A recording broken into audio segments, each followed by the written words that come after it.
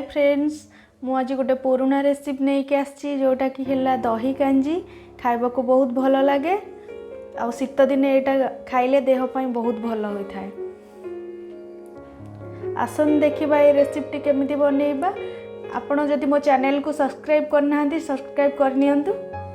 तो आम रेसिपी को स्टार्ट करवा।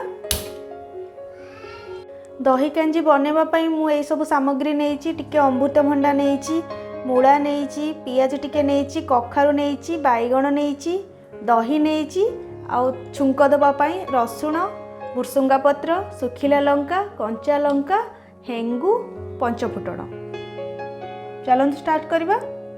एबे कड़ाई गरम हो जाए आम तेल पकेबा।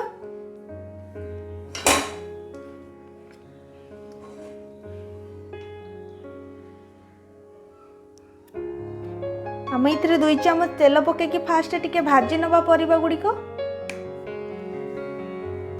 पंचफुटण पकेबा।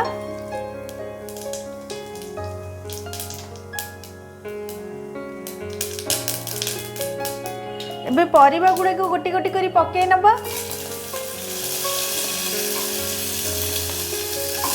सब परिबा पकईकि आमे आको भाजी नबा।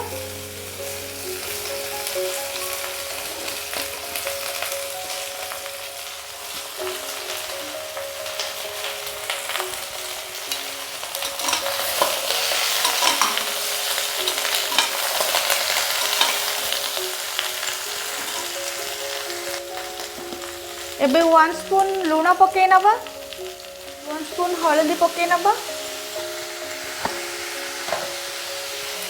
भल भाव आम ताको मिसैबा। टिके भाजी हो गले आम पानी देके सिझे नबा। आम टिके भाजी हो गलानी पानी दे आम टिके 10 मिनट सिझे नबा। भल भाव सिझी गलानी देखंतु। एबे आम दही की मिसैकी पकई नबा।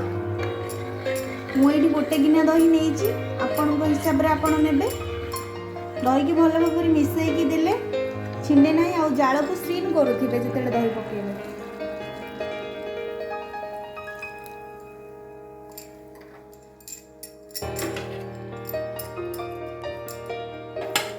मुझे पानी मिसई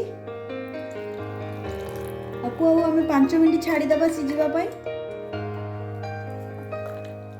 मुझे 2 खंड आंबुल पकेबी कहीं ना मुझे खट्टा दही नहीं नथली बोली मते आंबुल दरकार है। आपण चाहिए आंबुल को न पकई पारंती भी। आम ए छुंक करवा लास्ट रे। मु तेल पकई नहीं, तेल गरम होगा को छाड़ीबा। सुखिला लंका कंचा लंका को पकई नबा। पंचफुटण को पकई नबा।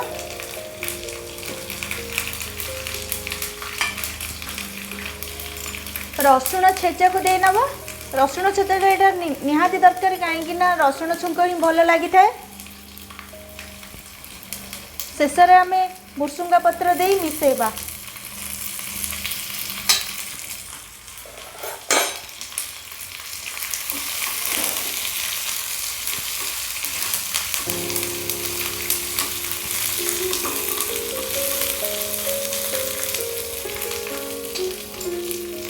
ए छुंकरे आम टे हेंगु पकेबा भल स्मेल आसी थाए। ये आमर हेई आसलानी धनिया पत्र पकई नबा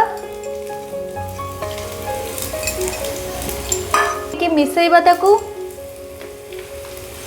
शेष में आम छुंक टिके दबा।